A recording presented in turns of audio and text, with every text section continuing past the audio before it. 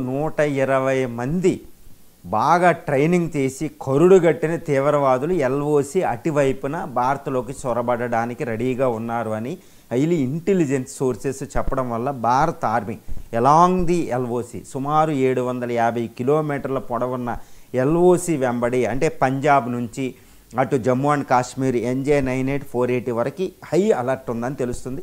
సుమారు లక్షల మంది ఆర్మీ ఉంటారు అక్కడ. పారామిలిటరీ ఫోర్సెస్ అని, BSF అని, CRPF అని, అదేవిధంగా ఇండియన్ ఆర్మీ వీళ్ళంతా హై అలర్ట్లో ఉన్నారని తెలుస్తుంది.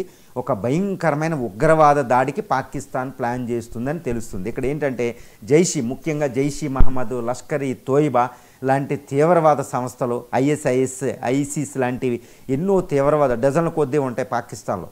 వీళ్ళందరూ తీవ్రవాదులను ట్రైనింగ్ ఇచ్చేసి ఇది బల్టిస్తాన్ POKలో బల్టిస్తాన్ గిల్జిస్తాన్ దగ్గర ఇటు ముజఫరాబాద్ అంటే మా POK క్యాపిటల్ అనమాట పాకిస్తాన్ సైడ్.